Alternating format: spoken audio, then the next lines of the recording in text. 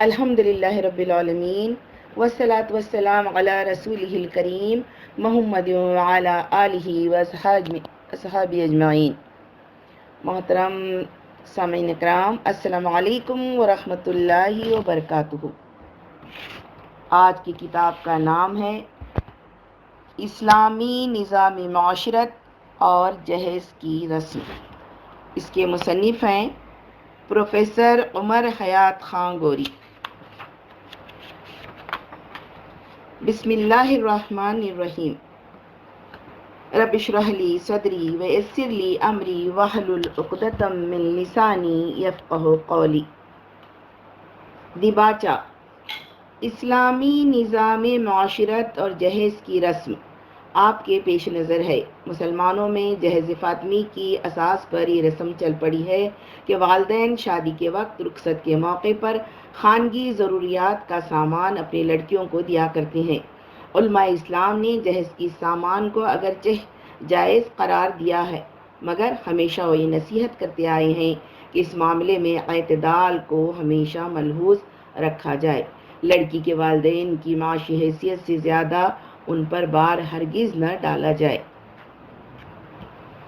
مجھے جنوبی ہند میں کام کرنے کا موقع ملا تو معلوم ہوا کہ اس علاقے کے مسلمانوں میں جہیز کی ایک اور قسم بھی رائج ہے، جس کا سراغ وسط ہند میں صرف غیر مسلموں میں ملتا ہے۔ عام مسلمان اس لعنت سے محفوظ ہیں۔ اس رسم کے مطابق لڑکے کے والدین کسی لڑکی سے شادی کی شرط کے طور پہ ایک بڑی رقم کا مطالبہ کرتے ہیں۔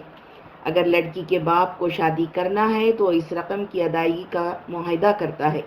گویا کہ مسلمان لڑکیوں کی حیثیت بھیڑ بکریوں سے بھی گر چکی ہے۔ بازار میں مرغی فروش پیسہ لیے بغیر کسی شخص کے حوالے اپنی مرغی نہیں کرتا، مگر یہاں لڑکی کا باپ منہ مانگے پیسے دے کر اپنی لڑکی لڑکے والوں کے حوالے کرنے کے لیے مجبور ہوتا ہے۔ مسلمان لڑکیوں کے درگت اور ان کے والدین کی بے بسی انتہائی قابل رحم ہے، مگر افسوس کہ وہاں رحم کرنے والا بھی کوئی نظر نہیں آیا۔ اس رسم کا یہ نتیجہ ہوا کہ ہزاروں لاکھوں جوان لڑکیاں رشتہ نہ ملنے کی وجہ سے عمر کی ایسی منزلوں میں داخل ہو چکی ہیں جہاں پہنچ کر شادی ان کے لیے تقریباً بے معنی ہو کر رہ جاتی ہے۔ مسلمان لڑکیوں کی حالت ہر حساس اور درد مند دل کو تڑپا دے گی۔ وہاں متعدد لوگوں سے اس سلسلے میں گفتگو ہوئی۔ اس رسم کی مذمت سبھی کرتے ہیں، لیکن جب رقم لینے کا موقع آتا ہے تو اس سے گریز کوئی بھی نہیں کرتا الا ماشاء اللہ۔ اس صورتحال کے پیش نظر اس بات کی ضرورت محسوس ہوئی کہ اس مسئلے پر تفصیل سے بحث کی جائے۔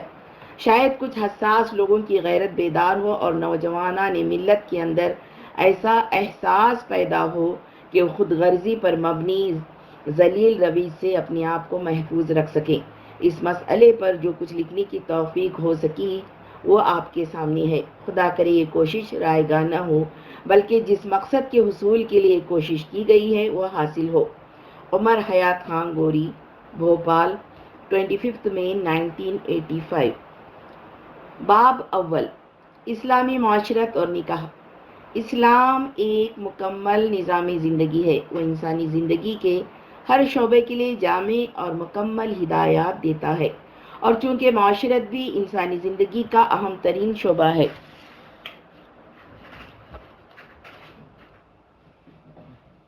اس لیے اسلام نے اس سلسلے میں بھی بنیادی اصولوں اور پالیسیوں سے لے کر معاشرت کے معمولی مسائل تک میں ہماری رہنمائی کی ہے۔ معاشرت کا مقصد۔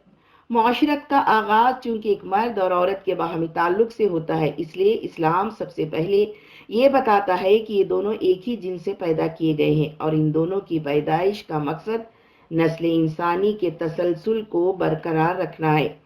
چنانچہ سورہ نساء آیت نمبر 1 میں فرمایا گیا، لوگو اپنے پروردگار سے ڈرو جس نے تمہیں ایک جان سے پیدا کیا اور اسی سے اس کا جوڑا بنایا، پھر ان دونوں سے بہت سے مرد اور عورتیں دنیا میں پھیلا دیے۔ قرآن مجید کی اس آیت میں صاف طور پر بتا دیا گیا ہے کہ عورت اور مرد ایک ہی نوع کی دو جسمیں ہیں، اور دونوں جنسوں کی تخلیق کا منشا انسانی نسل کا فروغ اور اس کے تسلسل کو قائم رکھنا ہے۔ اس تخلیق کا ایک دوسرا منشا بھی بیان فرمایا گیا ہے۔ سورۃ الاعراف 189، وہی ہے جس نے تم کو ایک جان سے پیدا کیا اور اسی کی جن سے اس کا جوڑا بنایا تاکہ اس کے پاس سکون حاصل کرے۔ قرآن حکیم کی ان دونوں آیتوں پر غور کرنے سے معلوم ہوتا ہے کہ انسانی جوڑے کی پیدائش کے دو اہم مقاصد ہیں۔ ایک تو یہ کہ اس جوڑے کے ذریعے سے انسانی نسل کی بقا کا سامان کیا جائے، اور دوسرے یہ کہ زندگی کی مصروفیات میں بھی انسان سکون حاصل کر سکے۔ دوسرے مقصد پر غور کرنے سے معلوم ہوتا ہے کہ اس مقصد سے پہلے مقصد کی بھی تکمیل ہوتی ہے۔ اس طرح بچے کی پیدائش اور اس کی پرورش بھی انسانی جوڑوں کے لیے کوئی ناخوشگوار کام نہیں ہوتے۔ اسلامی معاشرت اور جنسی احتیاج۔ اسلام انسان کی جنسی خواہش کو ایک فطری ضرورت تسلیم کرتا ہے۔ وہ نہ تو اسے دبانے اور کچل ڈالنے کا مشورہ دیتا ہے اور نہ اس کو معیوب قرار دیتا ہے، بلکہ وہ اس بات کی پوری اجازت دیتا ہے کہ انسان اپنے اس فطری جذبے کی تسکین کا سامان کرے۔ لیکن انسانی زندگی کی دوسری فطری ضرورتوں کی طرح اسلام اس کو بھی آزاد اور بے لگام نہیں چھوڑتا، بلکہ اس پر بعض ایسی حدود و قیود عائد کر دیتا ہے تاکہ انسان کی قوت میدان میں چاروں طرف بہہ جانے والے پانی کی طرح انتشار کا شکار نہ ہو جائے، بلکہ حدود و قیود کے سوا حل کے درمیان بہہ کر دریا کسی شکل اختیار کر سکے۔ ساتھ ہی اس کا بھی لحاظ رکھا ہے کہ ایک شخص کی تکمیل خواہش دوسرے کی حق تلفی کا سبب نہ بنے۔ زنا سے پاک معاشرت۔ یہی وجہ ہے کہ اسلام جہاں فرد کی اس قوت کو فطری تسلیم کر کے اس کی تسکین کی اجازت ہی نہیں دیتا بلکہ حوصلہ افزائی بھی کرتا ہے، وہیں وہ آزاد جنسی تعلقات کو حرام قرار دیتا ہے۔ دنیا کی دوسری معاشرتوں نے تو محض زنا بالجبر کو جرم قرار دیا ہے، اور اگر یہ فعل فریقین کی رضامندی سے ہو تو سرے سے جرم کا سوال ہی پیدا نہیں ہوتا، لیکن اسلام خود فعل زنا ہی کو جرم قرار دیتا ہے، خواہ وہ بالجبر کیا گیا ہو یا بلا جبر۔ چنانچہ اس نے زنا کی ایسی عبرتناک سزا تجویز کی ہے جس کے خوف سے کوئی شخص اس جرم کے ارتکاب کی جرات ہی نہ کر سکے۔ چنانچہ فرمایا گیا سورہ بنی اسرائیل آیت نمبر 32، زنا کے پاس بھی نہ پھٹکو کیونکہ وہ بے حیائی ہے اور بہت برا راستہ ہے۔ زنا کو بے حیائی اور برا راستہ قرار دینے کے بعد اس کو جرم قرار دیا گیا اور اس کی سزا مقرر کی گئی۔ سورہ نور آیت نمبر 2 میں اللہ تعالیٰ فرما رہا ہے، زانیہ عورت اور زانیہ مرد دونوں میں سے ہر ایک کو 100 کوڑے مارو، اور ان پر ترس کھانے کا جذبہ اللہ کے دین کے معاملے میں تم کو دامنگیر نہ ہو، اگر تم اللہ اور روز آخر پر ایمان رکھتے ہو اور ان کو سزا دیتے وقت اہل ایمان کا ایک گروہ موجود رہے۔ قرآن مجید کی ان آیات میں ملاحظہ کیا جا سکتا ہے کہ اسلام کے نزدیک خود فعل زنا کتنا بڑا جرم ہے۔ یہاں رضامندی اور غیر رضامندی کا سوال ہی پیدا نہیں ہوتا۔ پھر زنا کی سزا بھی قید خانے کی چار دیواری کے اندر نہیں دی جائے گی، بلکہ شاہراہ عام پر اعلان عام کے ساتھ، تاکہ ایسے افراد پہچانے جا سکیں اور عوام میں سے بھی جس خبیث النفس کے دل میں اس جرم کے ارتکاب کا کوئی رجحان موجود ہو تو اس عبرتناک سزا کو دیکھ کر ختم ہو جائے۔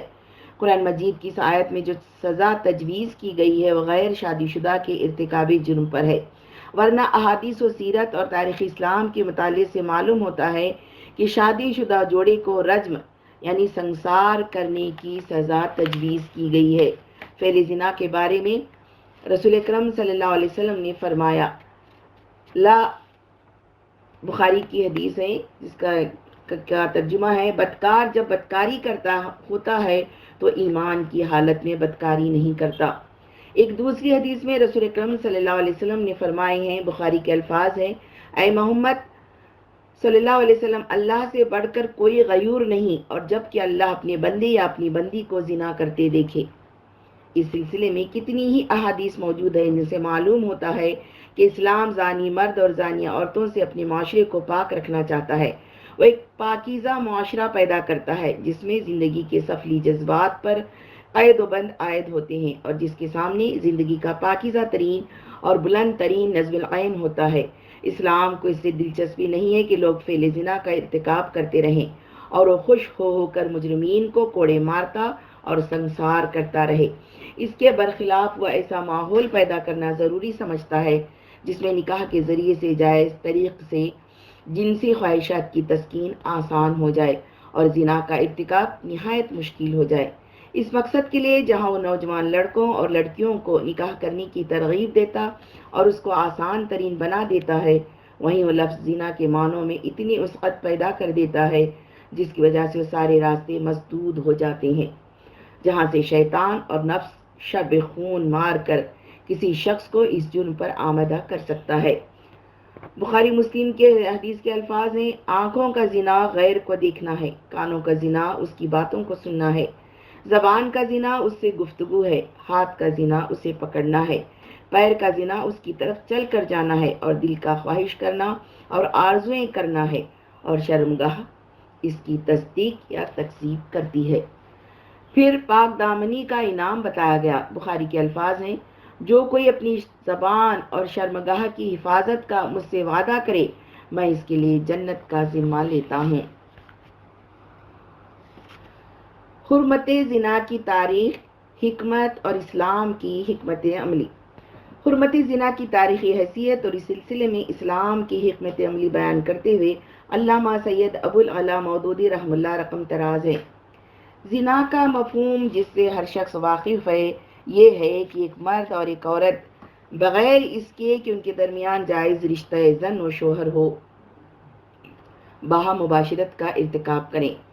اس فعل کا اخلاقاً برا ہونا یا مذہباً گناہ ہونا یا معاشرتی حیثیت سے معیوب یا قابل اعتراض ہونا ایک ایسی چیز ہے جس پر قدیم ترین زمانے سے آج تک تمام انسانی معاشرے متفق رہے ہیں، اور اصل میں بجز ان متفرق لوگوں کی جنہوں نے اپنی عقل کو اپنی نفس پرستی کے تابع کر دیا ہے یا جنہوں نے خپتی پن کی اپج کو فلسفے ترازی سمجھ رکھا ہے، کسی نے آج تک اختلاف نہیں کیا ہے۔ اس عالمگیر اتفاق رائے کی وجہ یہ ہے کہ انسانی فطرت خود زنا کی حرمت کا تقاضا کرتی ہے۔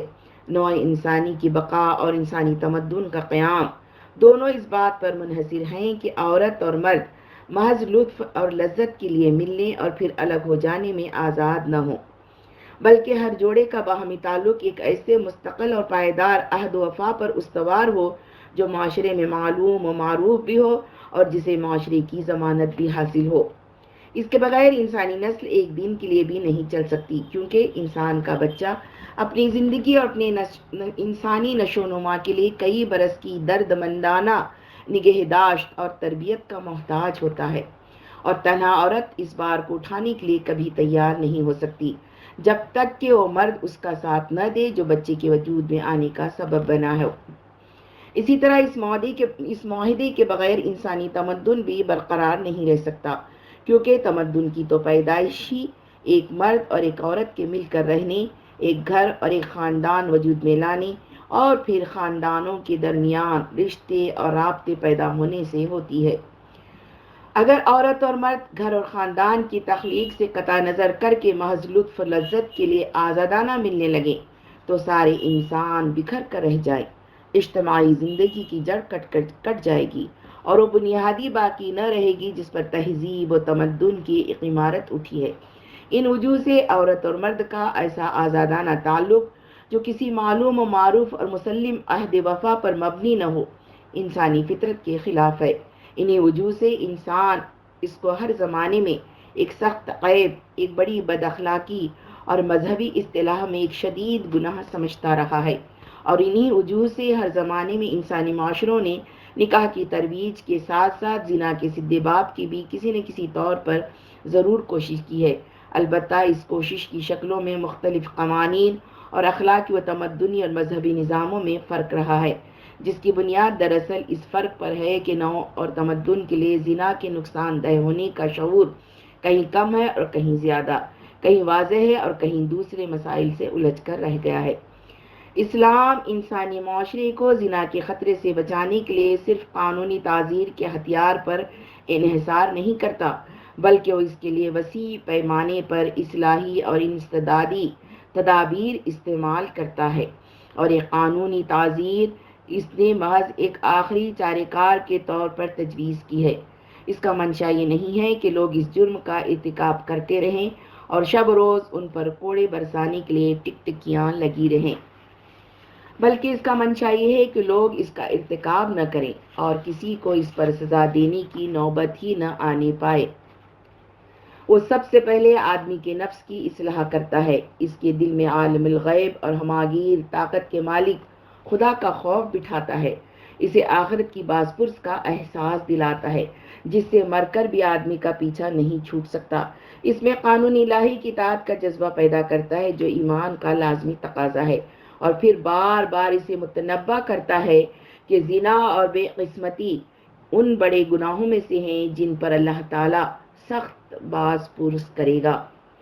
اس کے بعد وہ آدمی کے لیے نکاح کی تمام ممکن آسانیاں پیدا کرتا ہے، ایک بیوی سے تسکین نہ ہو تو چار تک سے جائز تعلق کا موقع دیتا ہے، دل نہ ملے تو مرد کے لیے طلاق اور عورت کے لیے خلا کی سہولتیں بہم پہنچاتا ہے، اور ناموافقت کی صورت میں خاندانی پنچایت سے لے کر سرکاری عدالت سے رجوع کا راستہ کھول دیتا ہے تاکہ یا تو مصالحت ہو جائے یا پھر زوجین ایک دوسرے سے آزاد ہو کر جہاں دل ملے نکاح کر لیں۔ مردوں اور عورتوں کے بن بیاہے بیٹھے رہنے کو ناپسند کیا گیا ہے اور صاف حکم دے دیا گیا ہے کہ ایسے لوگوں کے نکاح کر دیے جائیں، حتیٰ کہ لونڈیوں اور غلاموں کو بھی مجرد نہ چھوڑا جائے۔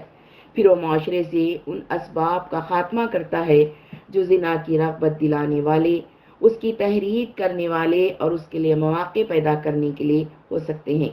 زنا کی سزا بیان کرنے سے 1 سال پہلے سورہ احزاب میں عورتوں کو حکم دے دیا گیا تھا کہ گھر سے نکلیں تو چادریں اوڑھ کر اور گھونگھٹ ڈال کر نکلیں، اور مسلمان عورتوں کے لیے جس نبی کا گھر نمونہ کا گھر تھا اس کی عورتوں کو ہدایت کر دی گئی تھی کہ گھروں میں وقار و سکینت کے ساتھ بیٹھو، اپنے حسن اور بناؤ سنگار کی نمائش نہ کرو، اور باہر کے مرد تم سے کوئی چیز لیں تو پردے کے پیچھے سے لیں۔ یہ نمونہ دیکھتے دیکھتے ان تمام صاحب ایمان عورتوں میں پھیل گیا جن کے نزدیک زمانہ جاہلیت کی بے حیا عورتیں نہیں بلکہ نبی کریم صلی اللہ علیہ وسلم کی بیویاں اور بیٹیاں تقلید کے لائق تھیں۔ اس طرح فوجداری قانون کی سزا مقرر کرنے سے پہلے عورتوں اور مردوں کی خلط ملط معاشرت بند کی گئی، بنی سوری عورتوں کا باہر نکلنا بند کیا گیا اور ان اسباب و ذرائع کا دروازہ بند کر دیا گیا جو زنا کے مواقع اور آسانیاں بہم پہنچاتے تھے۔ ان سب کے بعد جب زنا کی فوجداری سزا مقرر کی گئی تو آپ دیکھتے ہیں کہ اسی سورہ نور میں اشاعت فحش کو بھی روکا جا رہا ہے، قحبہ گری پراسٹیٹیوشن کی قانونی بندش بھی کی جا رہی ہے، عورتوں اور مردوں پر بدکاری کے بے ثبوت الزام لگانے اور ان کے چرچے کرنے کے لیے بھی سخت سزا تجویز کی جا رہی ہے۔ غض بصر کا حکم دے کر نگاہوں پر پہرے بھی بٹھائے جا رہے ہیں تاکہ دیدہ بازی سے حسن پرستی تک اور حسن پرستی سے عشق بازی تک نوبت نہ پہنچے، اور عورتوں کو یہ بھی حکم دیا جا رہا ہے کہ اپنے گھروں میں محرم اور غیر محرم رشتہ داروں میں تمیز کریں اور غیر محرموں کے سامنے بند سنور کر نہ آئیں۔ اس سے آپ اس پوری اصلاحی اسکیم کو سمجھ سکتے ہیں جس کے ایک جز کے طور پر زنا کی قانونی سزا مقرر کی گئی ہے۔ یہ سزا اس لیے ہے کہ تمام داخلی و خارجی تدابیر اصلاح کے باوجود اگر شریر النفس لوگ کھلے ہوئے جائز مواقع کو چھوڑ کر ناجائز طریقے سے ہی اپنی خواہش نفس پوری کرنے پر اصرار کریں تو ان کی کھال اڑا دی جائے اور ایک بدکار کو سزا دے کر معاشرے کے ان بہت سے لوگوں کا نفسیاتی آپریشن کر دیا جائے جو اس طرح کے میلانات رکھتے ہوں۔ یہ سزا محض ایک مجرم کی عقوبت ہی نہیں ہے بلکہ اس امر کا بالفعل اعلان بھی ہے کہ مسلم معاشرہ بدکاروں کی تفریح گاہ نہیں ہے جس میں ذواقین اور ذواقات اخلاقی قیود سے آزاد ہو کر مزے لوٹتے پھریں۔ تفسیر سورہ نور۔ اس طرح اسلام نے اپنے تشکیل کردہ معاشرے کو زنا کی لعنت سے پاک رکھنے کے لیے ساری ممکنہ احتیاطی تدابیر اختیار کی۔ اس نے جب جرم زنا کے لیے غیر شادی شدہ زانی کے لیے 100 کوڑے اور شادی شدہ کے لیے سنساری کی سزا مقرر کی تو ساتھ ہی اس نے ان سارے راستوں کو سختی سے مسدود کر دیا جن پر چلنے سے زنا کی منزل آتی ہے۔ اس فعل قبیح کا آغاز نیت اور ارادے سے ہوتا ہے آنکھیں اس میں شعلہ کسی تپش پیدا کرتی ہیں اور ہاتھ اور پاؤں منزل کو اور قریب کر دیتے ہیں، اور پھر اس جرم کی منزل آ جاتی ہے جس سے معاشرے کو پاک رکھنا اسلام کا مقصود ہے۔ اس لیے اسلام ان سارے اعضاء کے عمل کو ان کے زنا سے تعبیر کر کے ان کے ان افعال کو بھی ناپسندیدہ بنا دیتا ہے۔ ان منفی تدابیر کے ساتھ اسلام اس ماحول کی بھی بے خونی کر دیتا ہے جس میں عورت ہر لمحہ اور ہر جگہ مرد کے ساتھ پھرتی رہے۔ اس مقصد کو حاصل کرنے کے لیے عورت کے دائرۂ عمل کو گھر کی چہار دیواری تک محدود کرنے کے بعد اس کو پردے کے محفوظ قلعے میں پہنچا دیتا ہے تاکہ آزاد شہوت رانی کے امکانات ہی ختم ہو جائیں۔ فعل زنا کے ساتھ اسلام کے اس سخت رویے کا سبب دراصل اس کا وہ مقصد ہے جس کے تحت وہ اپنے معاشرے کی تشکیل کرتا ہے۔ وہ ایک ایسا پاکیزہ اور عادلانہ معاشرہ تعمیر کرنا چاہتا ہے جس میں کسی طور پر بھی کسی فرد کا استحصال نہ ہو سکے۔ فعل زنا میں ہمیشہ عورت کا استحصال ہوتا ہے، خواہ وہ بالجبر ہو یا بلا جبر۔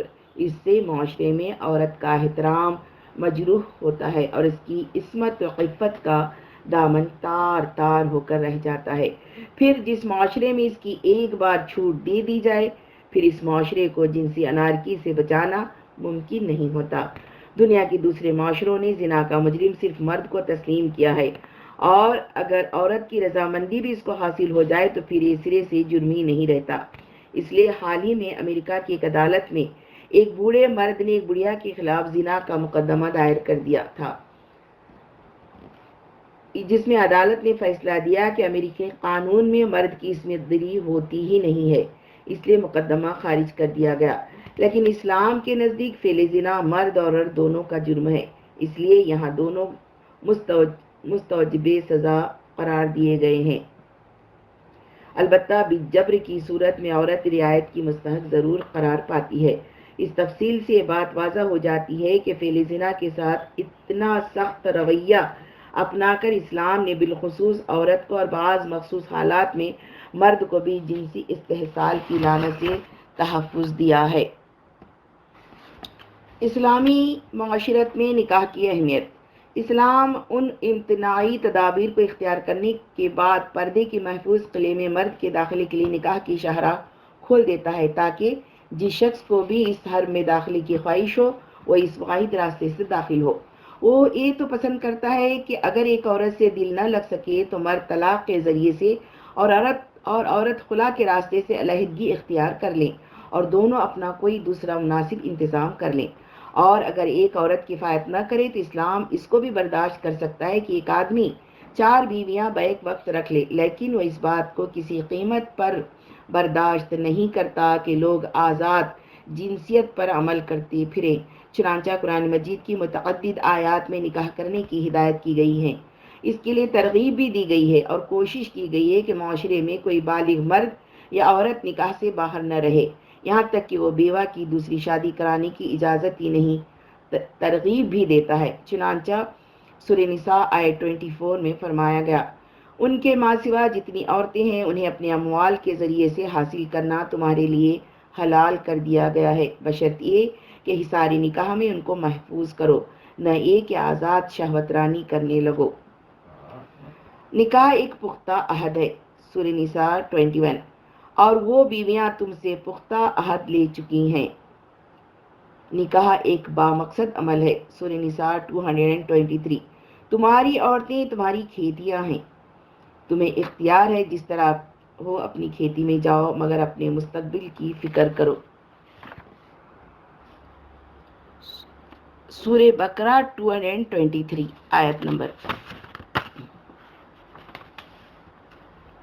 اسلامی معاشرے میں تجرد کی زندگی کو ناپسند قرار دے کر انہیں نکاح کرنے کا حکم دیا جا رہا ہے۔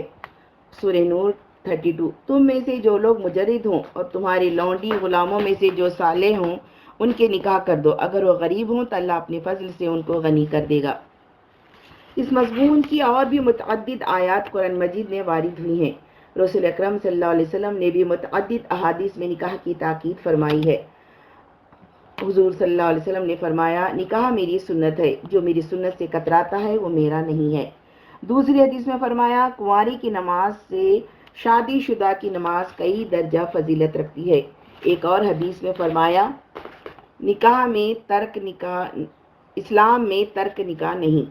ایک جگہ فرمایا دنیا ایک متاع ہے جس کا بہترین سامان نیک عورت ہے۔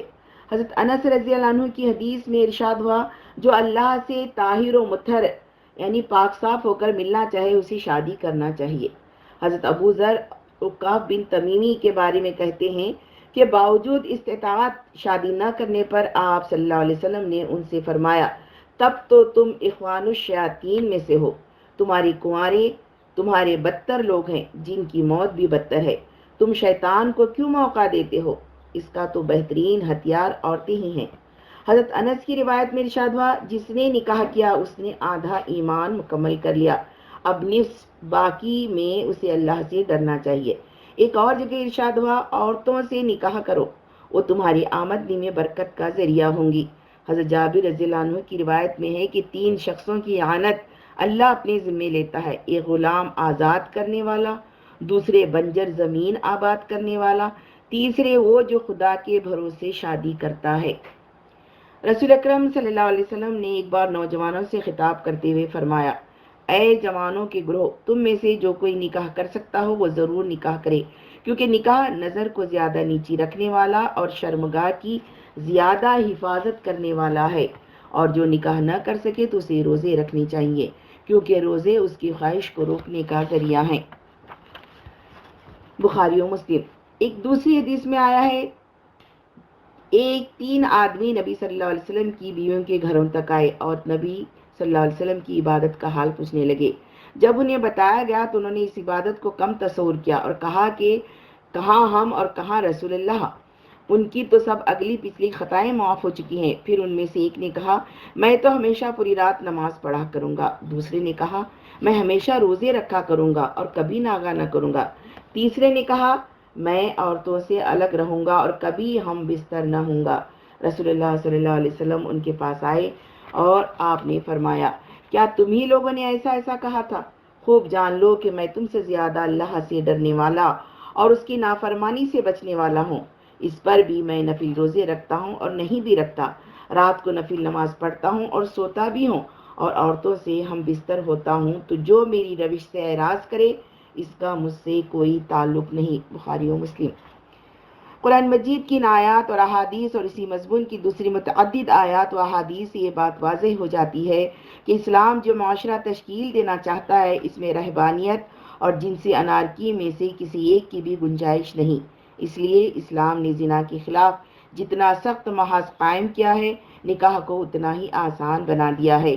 وہ معاشرے میں کسی نوجوان کو مجرد دیکھنا پسند نہیں کرتا، یہاں تک کہ لونڈیوں اور بیواؤں کی شادی کی ترغیب بھی دیتا ہے تاکہ مسلم معاشرہ پاکیزہ ترین اور شریف ترین معاشرے کے سانچے میں ڈھل جائے۔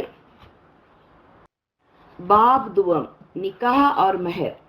گزشتہ باب کے مطالعے سے یہ بات واضح ہو چکی ہے کہ اسلام عورت اور مرد کے مابین تعلقات زن و شو کی کوئی شکل نکاح کے علاوہ برداشت نہیں کرتا۔ نکاح ایک مرد اور عورت کے درمیان بالاعلان ایک ایسا معاہدہ ہے جو اسلام کے معین کردہ اصولوں کے مطابق منعقد ہوتا ہے اور جس کے مطابق عورت ایک مرد کے لیے مخصوص ہو جاتی ہے اور مرد کو اس پر حق کی شہریت حاصل ہو جاتا ہے۔ اسلامی معاشرت کی اخلاقی قدر۔ اسلامی نظام معاشرت میں مرد کو قوام تسلیم کیا گیا ہے، وہ خاندان کا سردار ہوتا ہے، بیوی بچے اس کے ماتحت ہوتے ہیں۔ پھر عورت چونکہ مرد کے مقابلے میں کمزور بھی ہوتی ہے اور کئی پہلوؤں سے مجبور بھی، اس لیے نکاح کے اس معاہدے کے موقع پر بھی اسلام اپنے نظام اخلاق کو نظر انداز نہیں کرتا۔ اس کے نظام اخلاق کا بنیادی اصول یہ ہے کہ جو جتنا کمزور ہے اسلام اس کو اتنا ہی طاقتور سمجھتا ہے، تا وقت یہ کہ اس کو طاقتور سے اس کا حق نہ دلا دیا جائے۔ اسی طرح اس کے نزدیک طاقتور اس وقت تک کمزور ہے جب تک کہ وہ کمزور کا حق ادا نہ کرے۔ اس اصول کے مطابق اسلام کمزور کے زیادہ حقوق تسلیم کرتا ہے۔ وہ طاقتور کے مقابلے میں کمزور کا، صحت مند کے مقابلے میں بیمار کا، مالدار کے مقابلے میں غریب کا، مرد کے مقابلے میں عورت کا اور عورت کے مقابلے میں بچوں کا زیادہ حامی ہے۔ نکاح میں مہر کی اہمیت۔ اسلام اپنے اس اخلاقی اصول کے مطابق نکاح کے اس معاہدے میں شوہر پر فرض کرتا ہے کہ عورت پر حق کے زوجیت حاصل ہونے کے موضع میں اس کو کوئی رقم ضرور دے، جس کا تعین نکاح کے وقت ہی فریقین کی رضامندی سے کیا جاتا ہے۔ اس متعین رقم کو مہر کا نام دیا گیا ہے۔ قرآن مجید میں متعدد مقامات پر نکاح کے حکم کے ساتھ ہی مہر کی تعین اور اس کی ادائیگی کا حکم بھی دیا گیا ہے۔ چنانچہ سورہ مائدہ 5 اور محفوظ عورتیں بھی تمہارے لیے حلال ہیں، خواہ وہ اہل ایمان کے گروہ سے ہوں یا ان قوموں میں سے جن کو تم سے پہلے کتاب دی گئی تھی، بشرطیہ کہ تم ان کے مہر ادا کر کے نکاح میں ان کے محافظ بنو، نہ ایک آزاد شہوت رانی کرنے لگو یا چوری چھپے آشنائیاں کرو۔ سورۃ المائدہ آیت نمبر 5۔ مہر کی ادائیگی شوہر پر فرض ہے، چنانچہ سورہ نساء آیت نمبر 24 میں فرمایا گیا، ان کے ماں سوا جتنی عورتیں ہیں انہیں اپنے اموال کے ذریعے سے حاصل کرنا تمہارے لیے حلال کر دیا گیا ہے، بشرطیہ کہ حصاری نکاح میں ان کو محفوظ کرو، نہ ایک آزاد شہوت رانی کرنے لگو۔ پھر جو ازدواجی زندگی کا لطف تم ان سے اٹھاؤ، اس کے بدلے ان کے مہر بطور فرض کے ادا کرو۔ سورہ نساء میں حکم دیا گیا کہ عورتوں کے مہر فرض جانتے ہوئے خوش دلی سے ادا کرو۔ وَآتُوا النِّسَاءَ صَدُقَاتِهِنَّ نِحْلًا آیت نمبر 4 سورہ نساء، اور عورتوں کے مہر خوش دلی کے ساتھ فرض جانتے ہوئے ادا کرو۔ مہر کی رقم عورت کا حق ہے جس کی ادائیگی شوہر پر فرض ہے، لیکن مہر کی ادائیگی کے بعد اگر عورت کو علیحدہ ہی کرنا پڑ جائے تو حکم ہے کہ دیے ہوئے مال میں سے اس سے کچھ بھی واپس نہ مانگا جائے، خواہ اس کی مقدار کچھ بھی کیوں نہ ہو۔ چنانچہ سورہ نساء آیت 20 میں فرمایا گیا، اور اگر تم ایک بیوی کی جگہ دوسری بیوی لے آنے کا ارادہ ہی کر لو تو خواہ تم نے اسے ڈھیر سا مال ہی کیوں نہ دیا ہو، اس میں سے کچھ واپس نہ لینا۔ سورہ نساء آیت نمبر 20۔ احادیث صحیحہ میں بھی مہر کی سخت تاکید آئی ہے، کیونکہ مرد کو عورت پر جو حقوق زوجیت حاصل ہوتے ہیں وہ مہر کا معاوضہ ہیں۔ چنانچہ رسول اکرم صلی اللہ علیہ وسلم نے ارشاد فرمایا، بخاری کے الفاظ ہیں، جن معاہدوں اور شرطوں کو پورا کرنا ہی چاہیے ان میں سب سے زیادہ پورا کرنے کے قابل مہر کی ادائیگی کا وہ معاہدہ ہے جس کے ذریعے عورتیں تمہارے لیے حلال ہوئیں۔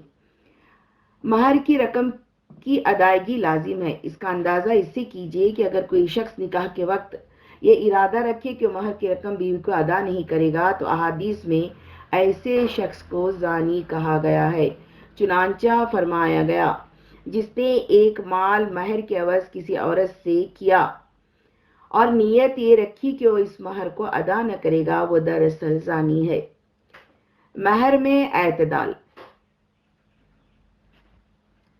مہر کی اس اہمیت کے پیش نظر ہی اسلام نے زیادہ سے زیادہ مہر مقرر کرنے کی حوصلہ شکنی کی ہے۔ اس کا منشا یہ ہے کہ مہر اتنا ہی باندھا جائے جو شوہر کی معاشی قوت کے مطابق ہو، اس لیے کہ مہر شوہر پر بیوی کا قرض ہے اور اس کی ادائیگی شوہر کے لیے ضروری ہے۔ چنانچہ ہدایت کی گئی، عورتوں کو مردوں کے پلے باندھنے کی کوشش کرو اور مہروں میں حد سے نہ بڑھو۔ حضرت عمر رضی اللہ عنہ نے وضاحت کرتے ہوئے فرمایا، سنو، عورتوں کے مہر زیادہ مقرر کرنے میں ایک دوسرے سے نہ بڑھو، کیونکہ اگر ایک چیز دنیا میں باعث عزت اور اللہ کے نزدیک تقویٰ کی بات ہوتی تو اس کے سب سے زیادہ مستحق نبی صلی اللہ علیہ وسلم تھے۔ میں نہیں جانتا کہ آپ نے اپنی کسی بیوی سے نکاح یا اپنی کسی بیٹی کا نکاح 12 اوقیہ سے زیادہ مہر پر کیا ہو۔ ابو داؤد، ترمذی، نسائی، ابن ماجہ، احمد، دارمی۔ امہات المومنین کا مہر۔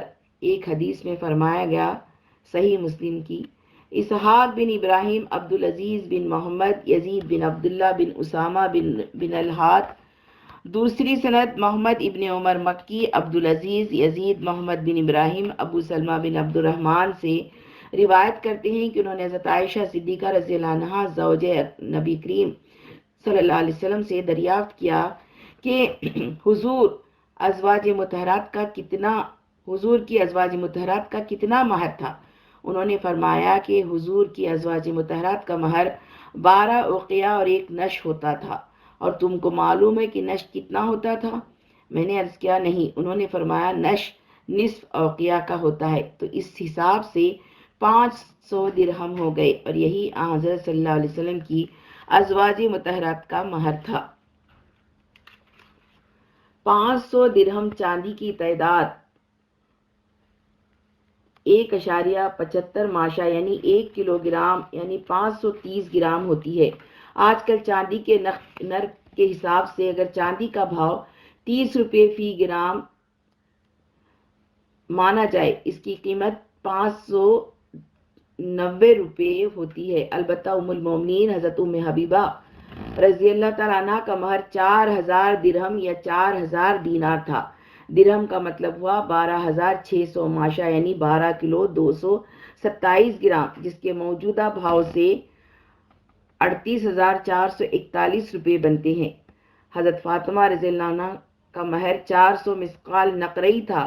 400 مثقال کا مطلب ہوا 1800 ماشا یا 150 تولہ، جس کی قیمت 4500 روپے ہوتی ہے۔ مہر فاطمی۔ ہندوستان میں خدا جانے کس طرح مہر فاطمی یا شرع محمدی کی اصطلاح چل پڑی ہے، اور لوگ اس کے نام سے 12.5 روپے 25 روپے یا 101 روپے مہر مقرر کر کے سمجھتے ہیں کہ انہوں نے عین شریعت کی منشا کو پورا کر دیا ہے۔ حالانکہ حضرت فاطمہ کا مہر کتنا تھا، اس کی تفصیل اوپر گزر چکی ہے۔ مزید تفصیل ملاحظہ کی جائے۔ حضرت فاطمہ کے نکاح کے بارے میں علامہ شبلی نعمانی رقم طراز ہیں۔ آپ صلی اللہ علیہ وسلم نے حضرت علی سے پوچھا کہ تمہارے پاس مہر میں دینے کے لیے کیا ہے؟ بولے کچھ نہیں۔ آپ نے فرمایا اور وہ حتمیہ زرہ کیا ہوئی؟ جنگ بدر میں ہاتھ آئی تھی۔ عرض کی وہ تو موجود ہے۔ آپ نے فرمایا بس وہ کافی ہے۔ ناظرین کو خیال ہوگا کہ بڑی قیمتی چیز ہوگی، لیکن اگر وہ اس کی مقدار جاننا چاہتے ہیں تو جواب یہ ہے کہ صرف 125 روپے۔ زرہ کے سوا جو کچھ حضرت علی کا سرمایہ تھا ایک بھیڑ کی کھال اور ایک بوسیدہ یمنی چادر تھی۔ حضرت علی نے یہ سب سرمایہ حضرت فاطمہ زہرا کی نظر کیا۔ سیرت النبی جلد اول صفحہ نمبر 367۔ اس کتاب کی جلد 2 میں سید سلیمان ندوی رحم اللہ رقم طراز ہیں۔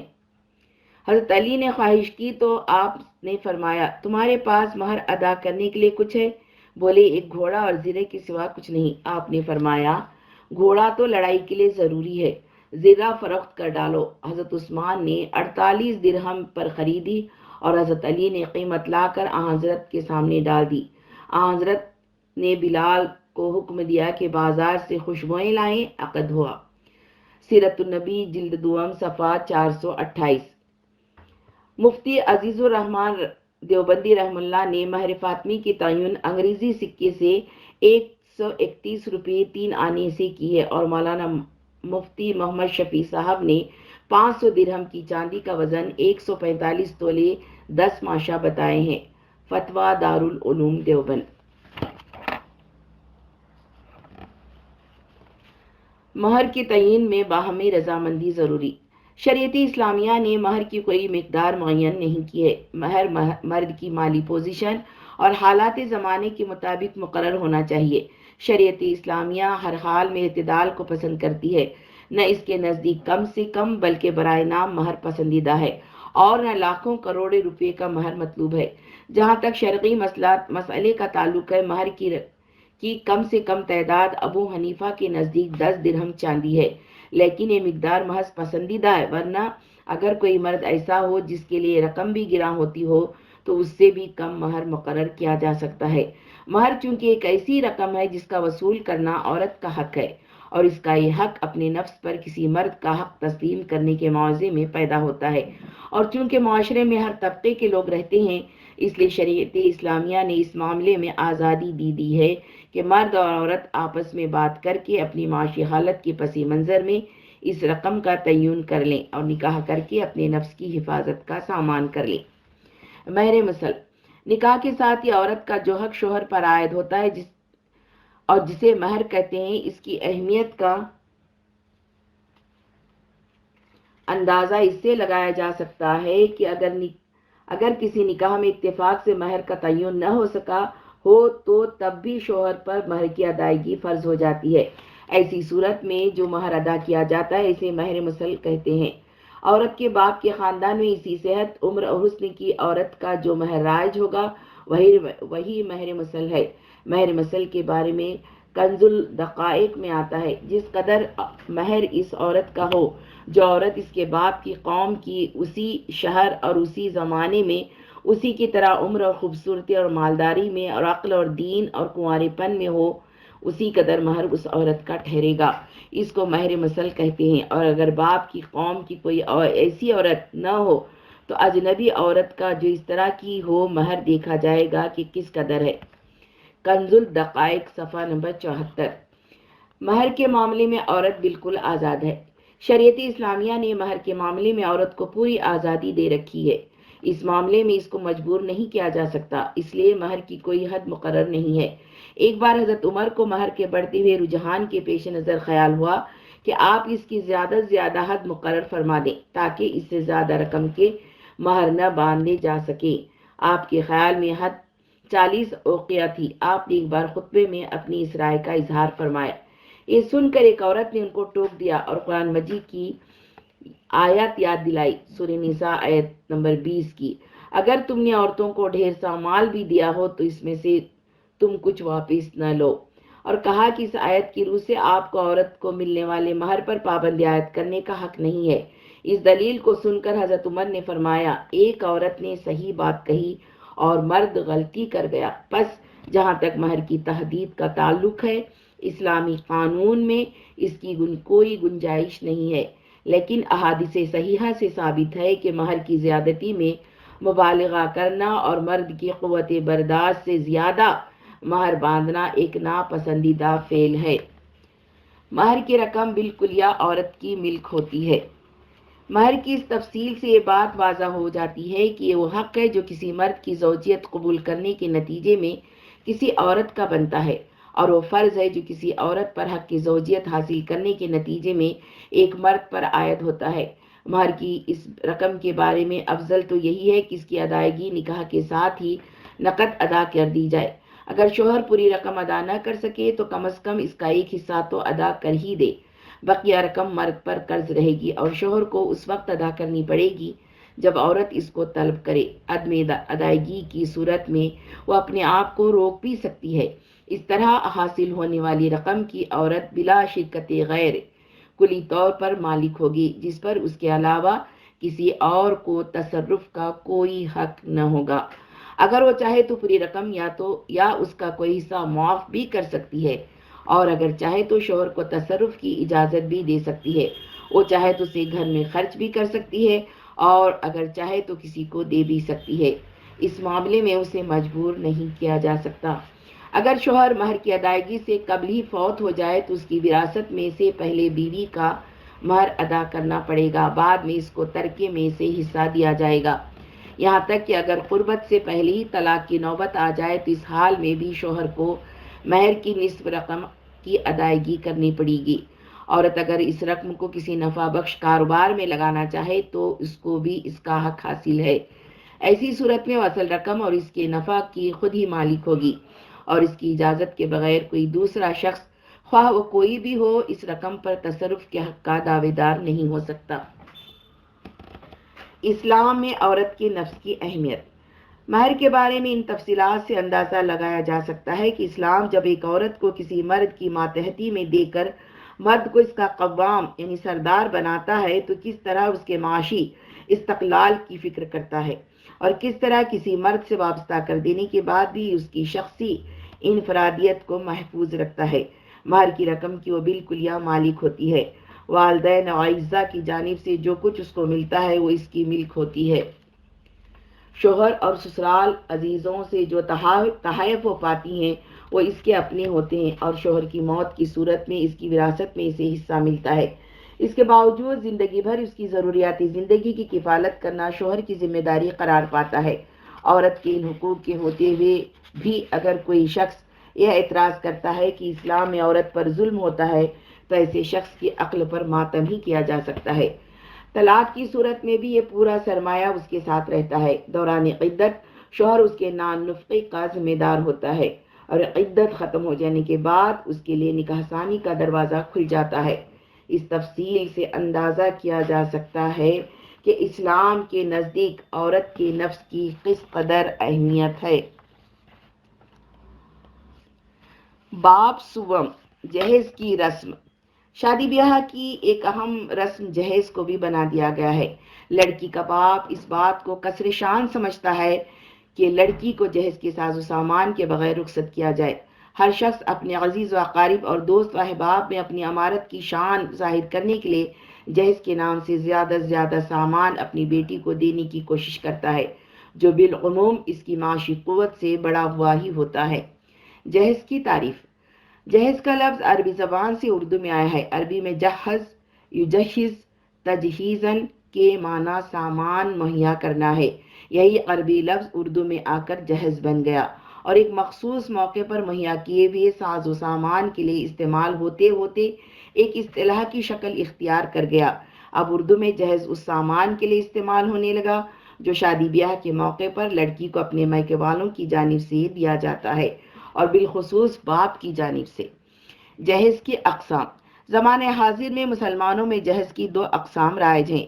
اول، پہلی قسم جہیز کی وہ ہے جس کے مطابق لڑکی کا باپ شادی کے بعد بیٹی کو رخصت کرتے وقت اسے کچھ ساز و سامان اپنی ثوابدید کے مطابق دے دیا کرتا ہے۔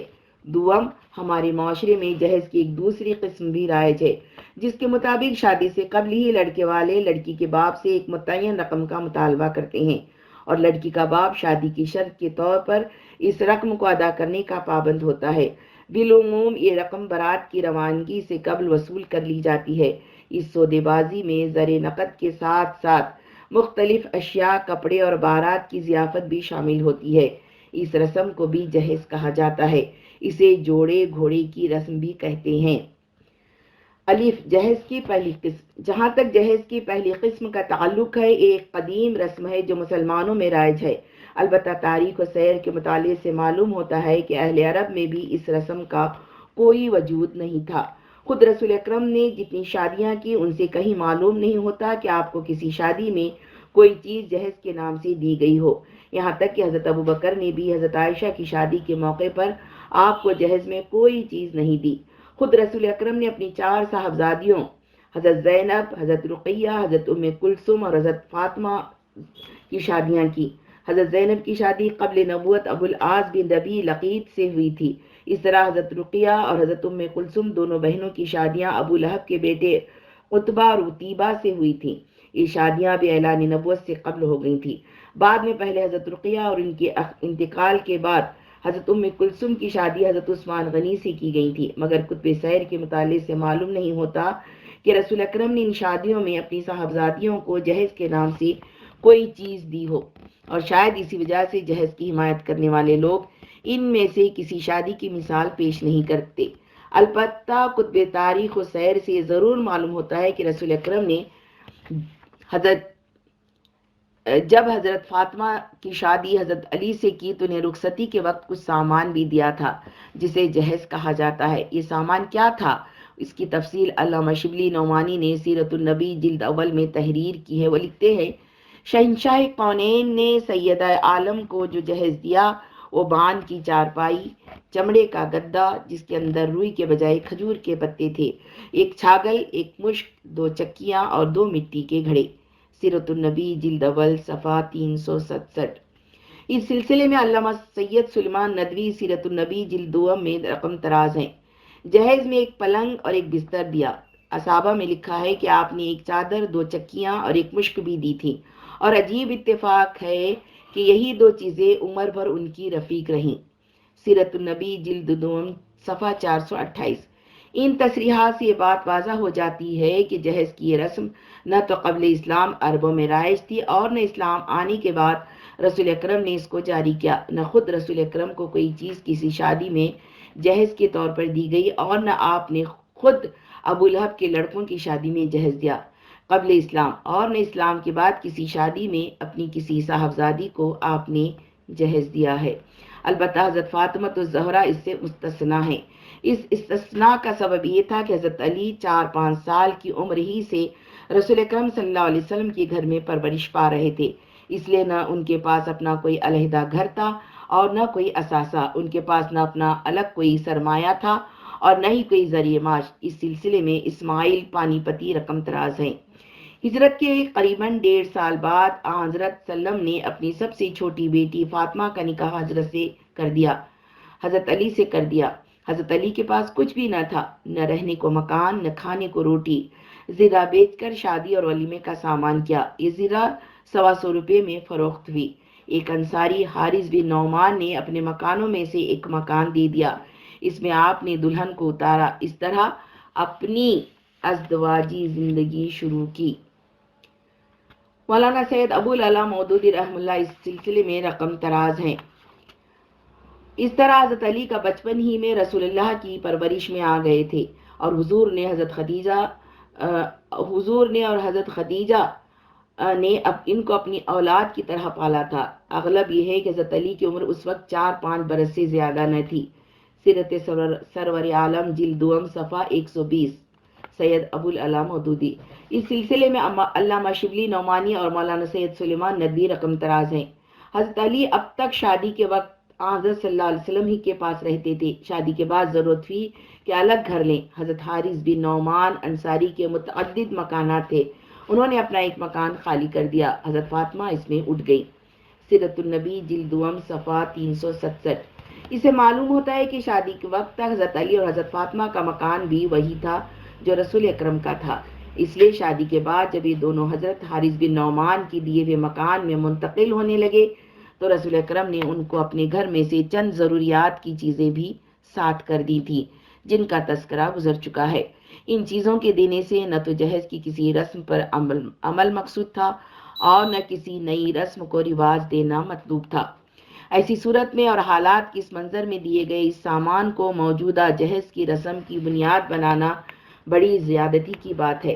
اس سے صرف اتنا معلوم ہوتا ہے کہ شادی کے لیے لڑکے میں دولت و ثروت دیکھنے کے بجائے تقویٰ و خدا ترسی کو اہمیت دینی چاہیے، اور اگر ہونے والے داماد کو علیحدہ گھر بنانا ہو تو اس کی کچھ مدد بھی کی جا سکتی ہے۔ البتہ لڑکی کو رخصت کرتے وقت دیا ہوا سامان تحفے کی تعریف میں ضرور آ جاتا ہے اور اس لیے اسے برداشت کیا جا سکتا ہے۔ مولانا سید احمد عروج قادری صاحب مدظل اعلیٰ تحریر فرماتے ہیں، حضرت فاطمہ کو حضور نے جو سامان دیا تھا وہ اگرچہ ان کی ضرورت کی بنا پر تھا مگر وہ جہیز کی کوئی رسم نہ تھی، لیکن علماء امت نے اسے جہیزی کہا ہے اور شادی کے وقت لڑکی کو کچھ سامان دینے کے لیے دلیل بنایا ہے۔ ماہ نامہ زندگی محرم الحرام 1403 ہجری۔ اس کے بعد وہ فرماتے ہیں، اگر یہ چیزیں بطور شرط اور جبر کے طور پر نہ ہوں اور نہ حد اعتدال سے بڑی ہوئی ہوں تو ناجائز نہیں ہے۔ مسئلہ کوئی بھی ہو اعتدال و توازن کو ہاتھ سے نہ جانے دینا چاہیے۔ ماہ نامہ زندگی محرم الحرام 1403 ہجری۔ مگر امت مسلمہ کی اس بد نصیبی کو کیا کیجیے کہ وہ زندگی کے دوسرے معاملات کی طرح جہیز کے معاملات میں بھی اعتدال و توازن سے محروم ہو گئی ہے۔ یہ رسم بھی اب شان و شوکت، امارت و دولت مندی اور دوستوں، عزیزوں اور رشتہ داروں میں عزت کے مظاہرے کا ذریعہ بن کر رہ گئی ہے، جس کی وجہ سے لوگ حد اعتدال سے آگے بڑھ جاتے ہیں اور قرضوں کے بوجھ تلے دب کر رہ جاتے ہیں اور پھر برسا برس تک اس کی سزا بھگتتے رہتے ہیں۔ جہیز کی دوسری قسم۔ جہاں تک جہیز کی دوسری قسم کا تعلق ہے، یہ ایک ایسی رسم ہے جس کا سرے سے کوئی وجود تاریخ اسلام میں نظر نہیں آتا۔ عالم اسلام میں بھی دنیا کے کسی خطے میں ایسی کوئی رسم موجود نہیں ہے۔ البتہ ہندوستان کے بعض علاقوں میں یہ رسم آج بھی پائی جاتی ہے۔ جنوبی ہند کے اکثر علاقوں کرناٹک، کیرلا، تمل ناڈو، آندھرا پردیش اور مہاراشٹر میں یہ رسم رائج ہے۔ اسی طرح شمالی ہند کی بعض ریاستوں بہار اور بنگال میں بھی یہ رسم مسلم معاشرے میں مروج ہے۔ یہ ہندو رسم ہے۔ اس رسم کا نہ تو کوئی تعلق اسلام کی معاشرتی تعلیمات سے ہے اور نہ مسلم معاشرے کا یہ ایجاد کردہ ہے۔ دنیا میں صرف ہندوستان ہی ایک ایسا ملک ہے جس میں آباد مسلمانوں میں یہ رسم پائی جاتی ہے اور وہ بھی اس کے بعض مخصوص علاقوں میں۔ ایسی صورت میں ضروری ہو جاتا ہے کہ اس بات کا سراغ لگایا جائے کہ آخر یہ رسم مسلمانوں میں کہاں سے داخل ہوئی ہے۔ ہندوستانی سماج کا مطالعہ اس بات کی شہادت دیتا ہے کہ یہ رسم ہندوستان میں قدیم دور سے موجود ہے۔ ہندو معاشرے میں اس رسم کی لپیٹ میں اس کا وہ طبقہ سب سے زیادہ آیا ہوا ہے جسے ویشیہ کہتے ہیں۔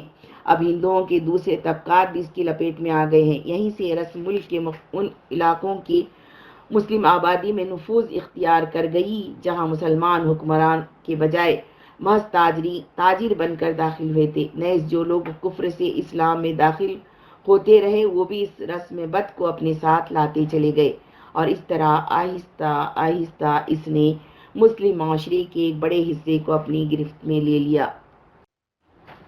جہیز کا تاریخی مطالعہ۔ جہیز کی اس دوسری قسم کا تعلق کلی طور پر ہندو سماج سے ہے۔ اس کی بنیاد ہندو دھرم میں عورت کے بارے میں وہ عقیدہ ہے جس کے مطابق اسے مرد سے حقیر اور ذلیل سمجھا جاتا ہے۔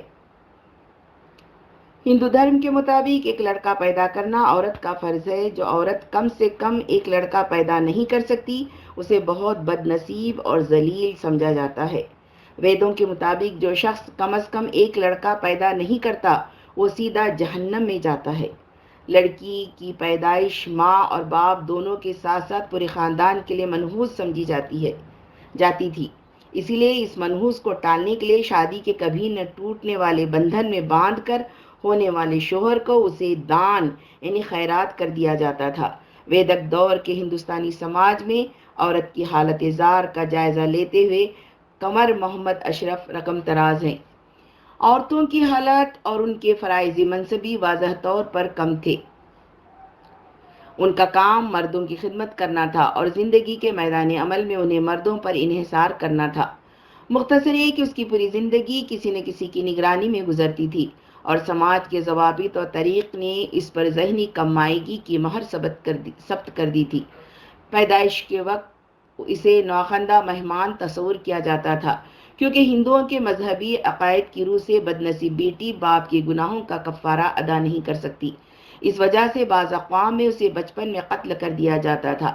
اگر وہ زندہ رہ گئی تو اسے کبھی نہ ٹوٹنے والے رشتے میں منسلک کر کے ایک عدد شوہر کے سپرد کر دیا جاتا تھا۔ اگر اس کی موت دوران حمل ہو جاتی تو بہت خوفناک بدروح کی شکل اختیار کر لیتی تھی جسے چڑیل کے نام سے موسوم کیا جاتا تھا اور جو پڑوس میں منڈلاتی رہتی تھی۔ اس کا اختتام موت یا ستی کی حالت ہی میں ممکن تھا۔ اس طرح پیدائش سے موت تک عورت کی زندگی انتہائی ناخوشگوار ہوتی تھی۔ مذہب اور دیگر اصلاحی و رومانی تحریکات اسے اپنی قسمت پر شاکر رہنے کے لیے ڈھارس بندھاتی تھی، لیکن یہاں بھی انہیں قوت و اقتدار سے محروم رکھا جاتا تھا، حتیٰ کہ وہ مذہبی میدان میں بھی کسی باوقار مقام سے محروم رہتی تھی۔ ہندوؤں کے عقائد کے مطابق ایک لڑکے کو جنم دینا عورت کا اہم ترین فرض تھا۔ ہندوستانی معاشرہ عہد وسطیٰ میں، صفحہ 226-227۔ عورت کے بارے میں اس ذلت آمیز نظریے کا ہی اثر تھا کہ ویدک دور کے ہندو سماج نے شادی کی ایسی قسموں کو قبول کر لیا تھا جنہیں کوئی مہذب سماج قبول نہیں کر سکتا، اور جو عورت کے لیے نہ صرف ذلت و رسوائی کا سبب تھا بلکہ عورت کی قسمت و عفت بھی بے حقیقت ہو کر رہ گئی تھی۔ ہندوستان کے مشہور مورخ و ودوانی ویدک سماج میں رائج شادی کی اقسام کا ذکر کرتے ہوئے رقم تراز ہیں کہ ویدوں کے زمانے میں شادی کی 8 قسمیں رائج تھیں،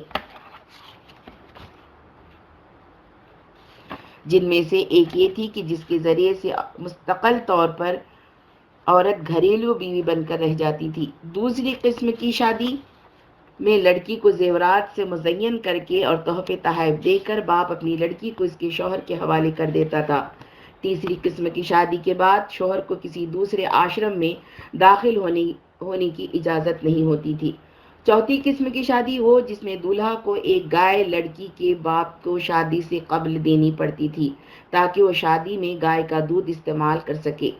پانچویں قسم کی شادی میں لڑکا لڑکی کے باپ کو لڑکی کی قیمت دے کر خریدتا تھا۔ پانچویں قسم کی شادی میں لڑکا لڑکی کے باپ کو لڑکی کی قیمت دے کر خریدتا تھا۔ شادی کی چھٹی قسم وہ تھی جس میں لڑکا زبردستی پہلے لڑکی کے ساتھ زنا بالجبر کرتا تھا پھر اسے شادی کرنے کے لیے مجبور کرتا تھا۔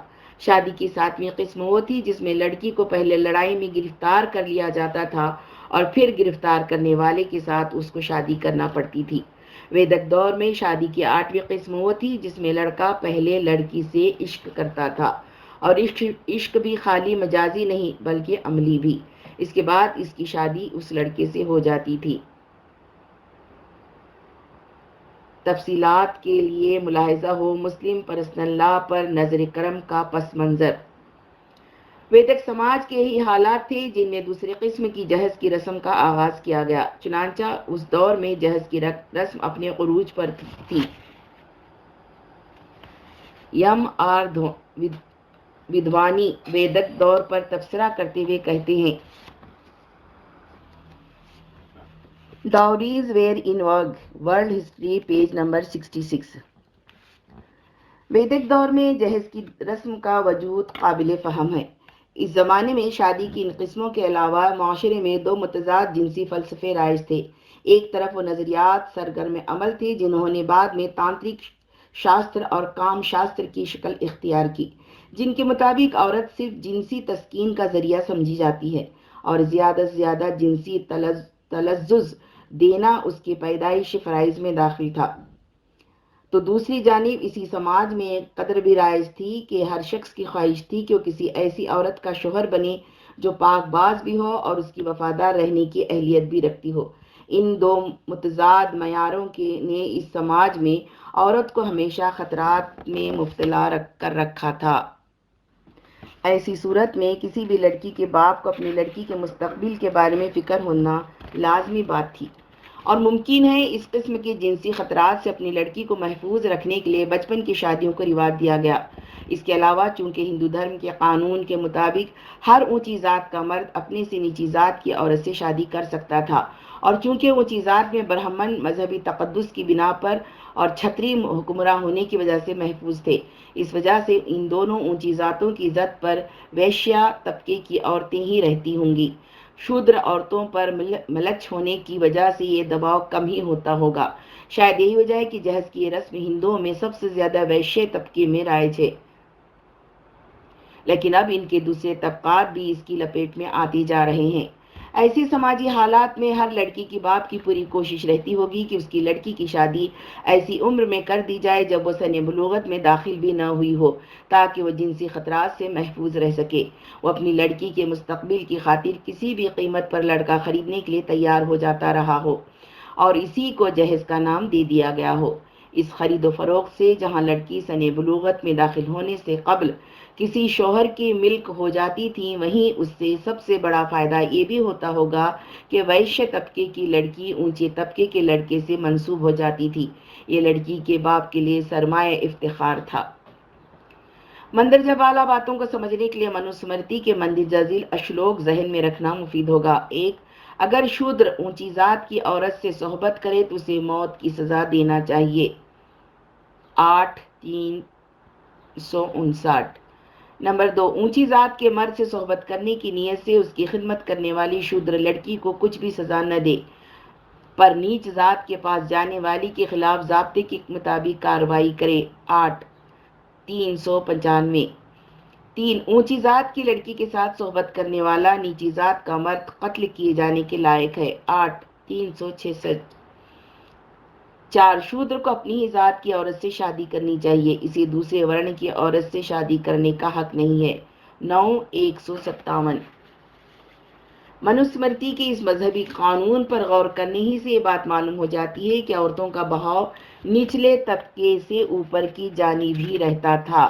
شودر طبقہ چونکہ ملچ کہا جاتا تھا، وہ ناپاک بھی تھا اور اچھوت بھی، اس لیے اس کے باوجود کہ عورت کے منہ کو پاک قرار دیا جا چکا تھا۔ شودر عورت سے ایک طرح کی کراہت کا پیدا ہونا فطری بات تھی۔ برہمن طبقہ مذہبی تقدس کا حامل تھا اور چھتری طبقہ حکمراں بھی تھا اور مرد میدان میں۔ ظاہر ہے ایسی صورت میں دونوں اونچے طبقوں میں عورتوں کی سپلائی ویشیہ طبقے سے ہی ہوتی ہوگی۔ شاید یہی وجہ ہے کہ جہیز کی اس رسم کا رواج ویشیہ طبقے سے شروع ہوا اور آج ہندوؤں کے سارے طبقات اس کی زد میں آ چکے ہیں۔ ہندو سماج میں ویشیہ طبقہ ایک ایسا طبقہ تھا جس کے ذمہ دولت کمانا اور سماج کی مادی ضروریات کو پورا کرنا تھا، اس لیے دولت کی دیوی بنا کر لکشمی کے نام سے اس کی پرستی شروع کر دی گئی اور دیوالی کا تہوار اس کے لیے مخصوص کر دیا گیا۔ اس کا نتیجہ یہ ہوا کہ جو دولت انسان کی خادم تھی وہ خدا بن کر اس کی مخدوم ہو گئی، اور زیادہ سے زیادہ دولت جمع کرنا زندگی کا نصب العین قرار پایا۔ دولت کی حرص یہاں تک بڑھی کہ لڑکے والوں نے لڑکوں کو بھی سامانی تجارت بنا دیا اور منہ مانگی قیمت پر ان کی خرید و فروخت بھی شروع ہو گئی۔ ملک کی آزادی کے بعد جب تعلیم کو عمومی بنانے کے اقدامات کیے گئے تو نصاب کے نام پر مغربی نظریات کو جوں کا توں پڑھانا شروع کر دیا گیا۔ ان مغربی نظریات کے اساس چونکہ زندگی کا مادہ پرستانہ تصور تھا، اس لیے نئے سماج کی تعمیر اور زندگی کی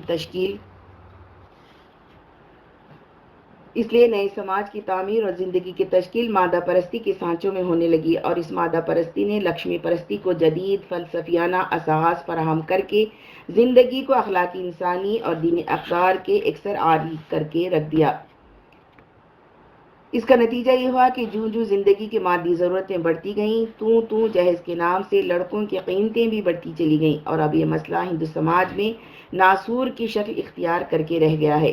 چنانچہ نئی دہلی میں جہیز کے خلاف منظم کی گئی ایک ریلی کی نمائش میں دلہوں کی مختلف اقسام کی ریٹ لسٹ بھی آویزاں کی گئی تھی، جس کے مطابق IAS 4 لاکھ روپے، engineer 3.5 lakh, doctor 3 lakh, MA 1 lakh, MA فیل 50,000، BA فیل 25,000، میٹرک 10,000، جونیئر سرکاری افسر 55,000، پرائیویٹ کمپنی افسر 40,000 وغیرہ۔ سہ روزہ دعوت 7 اگست 1982۔ اسی طرح معیار زندگی کے ساتھ ساتھ سماج میں دلہوں کی قیمتیں بھی تیزی سے بڑھتی چلی جا رہی ہیں۔ اس کے خلاف قانون بھی بن رہے ہیں، اخلاقی اپیلیں بھی ہو رہی ہیں، اصلاحی انجمنیں بھی سرگرم ہیں، اور خواتین کی جانب سے اس کے خلاف آواز بھی بلند ہو رہی ہے، مگر جہیز کے اس بڑھتے ہوئے رجحان پر ان ساری کاوشوں کا کوئی اثر ظاہر نہیں ہو رہا ہے۔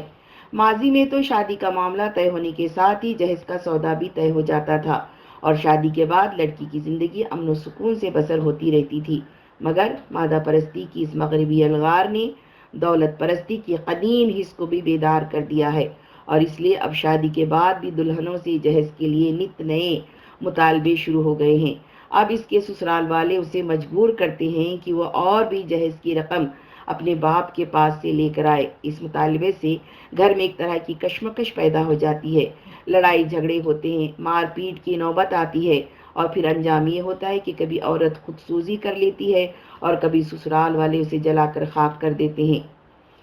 چنانچہ راجیہ سبھا میں دی گئی ایک رپورٹ کے مطابق 1977، 1978 اور 1979 میں ہندوستان میں بیویوں کو زندہ جلانے کے 2,879 یعنی 2,879 واقعات پیش آئے۔ ان کے علاوہ 61 دلہنوں نے خودکشی کی۔ پہلے کیے گئے وعدے کے تحت ایک بیان دیتے ہوئے بتایا کہ 1977 یعنی 1977 میں 85 عورتوں کو زندہ جلا دیا گیا تھا، جبکہ 1979 میں 1056 عورتیں زندہ جلا دی گئیں۔ سہ روزہ دعوت 4 مارچ 1983۔ اس وضاحت سے یہ بات صاف ہو جاتی ہے کہ جہیز کی اس دوسری قسم کی پیدائش کا سبب دولت کی خدائی کا عقیدہ، عورت کی تحقیر و تذلیل کا تصور اور کسی کی مجبوری کا استحصال ہے، مگر خدا جانے کس طرح اس رسم بد نے مسلم معاشرے کو بھی اپنے لپیٹ میں لے لیا۔ اس مسلم معاشرے کو جس کا عقیدہ خدائے واحد کی خدائی کے تحت دولت مند کی خادمیت پر مبنی تھا، اور جو عورت کو مرد کے مساوی درجہ دے کر اسے معزز و محترم قرار دیتا ہے، ممکن ہے اس کا سبب ہندو قوم کے تیسرے طبقے سے اسلام قبول کرنے والے ان نو مسلموں کی وہ ذہنی و فکری خامیاں ہوں جن کی تربیت کا کوئی معقول نظم نہ ہو پایا ہو۔ پھر اس کا سبب وہ نو مسلم عورتیں ہوں جو مسلم معاشرے میں داخل تو ہو گئیں، مگر ان کے شوہروں نے ان کی فکری تربیت کی فکر نہ کی ہو۔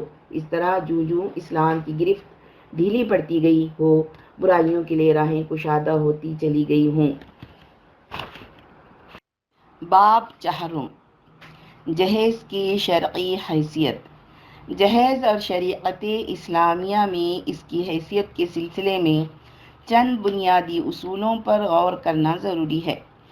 سب سے پہلے اس امر کو ذہن میں رکھیے کہ اسلام جو معاشرتی نظام مرتب کرتا ہے، اس کی اساس عدل و انصاف پر قائم ہے۔ وہ معاشرے میں کسی فرد پر بھی نہ تو ظلم کو گوارا کرتا ہے اور نہ کسی کے استحصال کی اجازت دیتا ہے۔ اخلاقی اقدار اور معاشرتی طریق معاشرتی میدان میں خاندان کی تشکیل کے وقت بھی اسلام اس اصول کو ملحوظ رکھتا ہے۔ شادی کے معاملے میں دو خاندان فریق ہوتے ہیں۔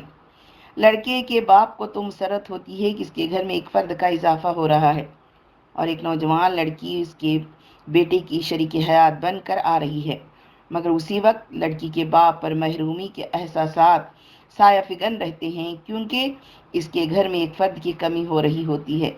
اس کی برسوں کی محنت سے پرورش پائی ہوئی بیٹی دوسرے خاندان کی فرد بن رہی ہوتی ہے اور اس کی مجبوری یہ بھی ہوتی ہے کہ اسے شادی سے محروم کر کے گھر میں رکھ بھی نہیں سکتا۔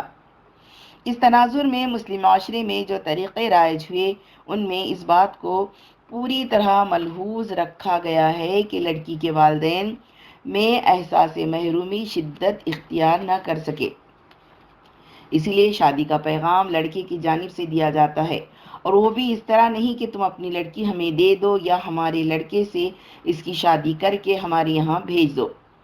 حالانکہ واقعتاً اور نتیجتاً ہوتا یہی ہے، مگر ایسے موقعوں پر کہا جاتا ہے کہ ہمارے فلاں بیٹے کو اپنی فرزندی میں قبول کر لو۔ پھر قبولیت کی صورت میں وہ لڑکے کے باپ پر احسان نہیں جتاتا، بلکہ لڑکی کے باپ کا خود احسان مند ہوتا ہے۔ نکاح بھی لڑکی کا باپ آ کر نہیں کرتا، بلکہ لڑکے کا باپ خود بارات لے کر لڑکی کے گھر جاتا ہے، تاکہ اس کے باپ کو لڑکی کی کمتری کا احساس نہ ہو، بلکہ یہ احساس ہو کہ اس کی لڑکی ہونے والے سمدھی کے گھر کی اہم ترین ضرورت ہے۔ اس طرح شادی کے پورے ماحول میں ہر مرحلے پر اس بات کی کوشش کی جاتی ہے کہ لڑکی کے باپ اور اس کے خاندان کے لوگوں میں احساس محرومی یا احساس کمتری کا نہ پیدا ہو۔ جہیز کی پہلی قسم، یہی موقع ہوتا ہے جب شفقت پدری کے تحت باپ اپنی لڑکی کو کچھ ایسا ساز و سامان فراہم کرنے کی کوشش کرتا ہے جو خانہ داری کے لیے ضروری ہوتا ہے۔ یہ سامان نہ تو فرمائشی ہوتا ہے اور نہ شادی کی شرط کے طور پر پہلے سے متعین ہوتا ہے۔ اس کا انتظام کلی طور پر لڑکی کے باپ کے ثوابدید اور اس کی معاشی حالت کے تحت ہوتا ہے۔ سامان کی اس قسم کی فراہمی ہی کو جہیز سے تعبیر کیا جاتا ہے، اور اس کے جواز کے لیے جہیز فاطمی کو سند کے طور پر پیش کیا جاتا ہے۔ گزشتہ صفحات میں اس مسئلے پر بحث آپ ملاحظہ کر چکے ہیں۔ یہ سامان جہیز کی پہلی قسم میں آتا ہے، اور اگر حد اعتدال کے اندر ہو تو اسے ناجائز نہیں کہا جا سکتا۔ جہیز کی دوسری قسم، اصل زیر بحث مسئلہ جہیز کی دوسری قسم ہے، جس پر گزشتہ صفحات میں بحث کی جا چکی ہے۔ اس بحث میں اس کی نوعیت، اسباب اور انجام سے آگاہی ہو چکی ہے۔ جہیز کی اس قسم میں لاتعداد ایسے نقائص ہیں جن کی وجہ سے وہ کسی بھی اعتبار سے مسلم معاشرے سے مطابقت نہیں رکھتا۔ انسانیت کی تحقیر، جہیز کی اس رسم میں سب سے اہم نقص انسانیت کی تحقیر و تذلیل ہے۔ لڑکی بھی انسان ہے اور لڑکے ہی کی طرح اشرف المخلوقات ہے، مگر کسی لڑکی کو اپنانے کے لیے جہیز کی رقم متعین کر کے شادی کی شرط قرار دینا اس بات کی علامت ہے کہ لڑکے اور اس کے گھر والوں کے سامنے لڑکی سے زیادہ اہمیت دولت کی ہے، جس کی شرط کے ساتھ ہی اسے قبول کیا جا سکتا ہے۔ اس سے اس احساس کو تقویت پہنچتی ہے کہ خدا نخواستہ لڑکی کو یہ ایسی بلا اور مصیبت ہے جس کو کوئی شخص اس وقت تک قبول نہیں کر سکتا جب تک کہ کوئی مالی لالچ اس کی پشت پر نہ ہو۔ لڑکی کو کمتر سمجھنا، یہ رسم جنسی تحقیر کی غیر انسانی پالیسی پر مبنی ہے۔ خدا تعالیٰ نے قرآن کریم میں ارشاد فرمایا ہے کہ عورت بھی آدم ہی کی جنس سے ہے۔ رسول اکرم صلی اللہ علیہ وسلم نے متعدد احادیث میں صراحت فرمائی ہے کہ لڑکے اور لڑکی میں امتیاز کر کے لڑکی کو کمتر اور ناگوار بار سمجھنا انتہائی معیوب اور اسلام کی تعلیم کے خلاف ہے۔ لیکن یہ رسم لڑکے اور لڑکی میں نہ صرف ایک بیان امتیاز پیدا کرتی ہے، بلکہ خود والدین کے لیے بھی لڑکی کی پیدائش وبال جان بنا دیتی ہے۔ لڑکی کی پیدائش کے ساتھ ہی والدین اس کے لیے فکر مند ہو جاتے ہیں اور ان کے سامنے یہ خطرہ منڈلانے لگتا ہے کہ آنے والا داماد خدا جانے کس قیمت پر دستیاب ہوگا۔ پھر خود لڑکی بھی جوں جوں سن بلوغ کو پہنچتی ہے، اپنے والدین کی مصیبت اور فکر مندی سے اس میں بھی احساس کمتری پیدا ہو جاتا ہے۔ اس کے نہایت برے اثرات اس کی ذہنی ارتقاء پر پڑتے ہیں اور اس کی شخصیت کی تعمیر جس انداز پر ہونی چاہیے نہیں ہو پاتی۔ ظلم ناروا، یہ رسم صریح ظلم پر مبنی ہے۔ اس ظلم کی بھی کوئی انتہا ہے کہ ایک شخص محض اس بنا پر اپنی حلال کمائی کسی شخص کو دینے کے لیے مجبور کر دیا جائے کہ خدا تعالیٰ نے اس کو لڑکی کا باپ بنا دیا ہے۔ لڑکی کی پیدائش سے لے کر جوانی کی حدود میں داخل ہونے تک اس کا باپ اس کی پرورش و پرداخت اور تعلیم و تربیت میں کم محنت نہیں کرتا اور اس مدت میں خرچ بھی کم نہیں ہوتا، لیکن اس کے باوجود جب وہ اپنی لڑکی کی شادی کرنے لگتا ہے تو نہ اس کی اس محنت کو کوئی اہمیت دی جاتی ہے اور نہ لڑکی پر ہوئے خرچ کی کوئی پرواہ کرتا ہے، بلکہ اس کی سب محنت کو نظر انداز کر کے اس سے مطالبہ کیا جاتا ہے کہ اگر وہ اتنی رقم نقد دے گا تب ہی یہ ممکن ہے کہ اس کی لڑکی سے شادی کی جائے۔ لڑکی کے باپ کو چونکہ لڑکی کی شادی کرنی ہوتی ہے، اس لیے وہ مجبور ہوتا ہے کہ وہ لڑکے والوں کے مطالبات پورے کرے اور وہ کمائی جو صرف اس کی صلبی اولاد کا حق ہے اس ہونے والے داماد کے حوالے کر دے جس کا اس پر کوئی حق نہیں ہے۔ یہ صریح ظلم بھی ہے اور استحصال بھی۔ لڑکی یا لڑکی کی پیدائش خدا تعالیٰ کی مشیت پر مبنی ہے اور اس کی سزا لڑکی کے باپ کو برداشت کرنی پڑتی ہے۔ اس لیے جہیز کے نام سے وصول کی جانے والی رقم باطل طریق سے ایک دوسرے کا مال کھانے کی تعریف میں آتا ہے۔ قرآن مجید نے واضح طور پر حکم دے چکا ہے کہ سورہ نساء 29:30 اے لوگو جو ایمان لائے ہو آپس میں ایک دوسرے کے مال باطل طریقوں سے نہ کھاؤ، لین دین ہونا چاہیے آپس کی رضامندی سے اور نہ اپنے آپ کو قتل کرو، یقین مانو کہ اللہ تم پر مہربان ہے۔ جو شخص ظلم زیادتی کے ساتھ ایسا کرے گا اس کو ہم ضرور آگ میں جھونکیں گے اور یہ اللہ کے لیے کوئی مشکل کام نہیں ہے۔ اس آیت میں باطل طریق سے مال کھانے کو قرآن نے ظلم و زیادتی قرار دیا ہے اور اس طرح کے لوگوں کے بارے میں فرمایا گیا ہے کہ خدا تعالیٰ انہیں ضرور جہنم میں جھونک دے گا۔ ایسی صورت میں جو لوگ اس رسم پر عمل پیرا ہیں انہیں اپنے انجام بد سے ڈرنا چاہیے۔ اس آیت میں قرآن مجید نے جو اسلوب اختیار کیا ہے اور جن الفاظ میں جہنم کی وعید آئی ہے اسے دیکھ کر ہر وہ شخص کانپ اٹھے گا جس کے دل میں ذرا سی بھی ایمان کی رمق موجود ہو اور جو اس بات پر ایمان رکھتا ہو کہ قیامت بہرحال آ کر رہے گی اور جنت و دوزخ افسانہ نہیں حقیقت ہیں۔ ناجائز تعلقات کا ماحول، اس رسم قبیح کی وجہ سے لڑکے کے والدین لڑکوں کو جوان ہونے کے بعد بھی شادی سے روکے رہتے ہیں تاکہ ان کی تعلیم مکمل ہو جائے اور وہ برسر روزگار ہو جائیں تاکہ ان کی قیمت اور بھی بڑھ جائے۔ ادھر نوجوان لڑکیاں بھی اچھے رشتے نہ ملنے کی وجہ سے بیٹھی رہتی ہیں۔ ایسی حالت میں جوانی کا جوش، جذبات کی ہیجانی کیفیت، عمر کا تقاضا اور صنفی ضرورت انہیں روکے رکھنے میں نت نئے مسائل پیدا کرتے رہتے ہیں۔ پھر بگڑا ہوا ماحول، ناولیں، فلمیں اور فحش رسائل اس پر مہمیز کا کام دیتے ہیں۔ اس طرح یہ صورتحال مسلم نوجوان لڑکیوں اور لڑکوں کی پاک دامنی کے لیے ایک چیلنج کی حیثیت رکھتی ہے۔ یہ صحیح ظلم ہی نہیں بلکہ مومن کے کردار کو داؤ پر لگانے کا سامان ہے اور انہیں ایسے جرم کے ارتکاب پر مجبور کرنا ہے جس سے اسلام اپنے معاشرے کو ہر حال میں پاک رکھنا چاہتا ہے اور جس کے مرتکب کے لیے برسر عام 100 کوڑوں کی سزا مقرر ہے۔ ایسے ماحول میں اگر کوئی نوجوان مجبور ہو کر ایسے کسی جرم قبیح کا ارتکاب کر بیٹھتا ہے تو اس کا ذمہ دار وہ پورا معاشرہ ہوگا جو اس رسم قبیح کی وجہ سے مسلم نوجوانوں کی پاک دامنی کے لیے خطرہ پیدا کرتا ہے۔ نکاح کی راہ میں رکاوٹ، گزشتہ صفحات میں قرآن مجید کی آیات اور احادیث کی روشنی میں یہ بات واضح کی جا چکی ہے کہ اسلام کی نگاہ میں نکاح کو کیا اہمیت حاصل ہے۔ اسلام اپنے معاشرے میں مرد اور عورت کے باہمی تعلقات کی استواری کے لیے نکاح کے علاوہ کسی دوسرے طریقے کو کسی بھی حال میں برداشت نہیں کرتا۔ خود رسول اکرم صلی اللہ علیہ وسلم نے نوجوانوں کو نکاح کرنے کی ترغیب دی ہے اور اسے نگاہ اور شرمگاہ کا محافظ قرار دیا ہے۔ اسی کے ساتھ رسول اکرم صلی اللہ علیہ وسلم نے نکاح کو میری سنت فرمایا ہے اور سنت کے بارے میں ارشاد فرمایا ہے ومن رغب عن سنتی فلیس منی، بخاری و مسلم۔ تو جو میری روش سے اعراض کرے گا اس کا مجھ سے کوئی تعلق نہیں۔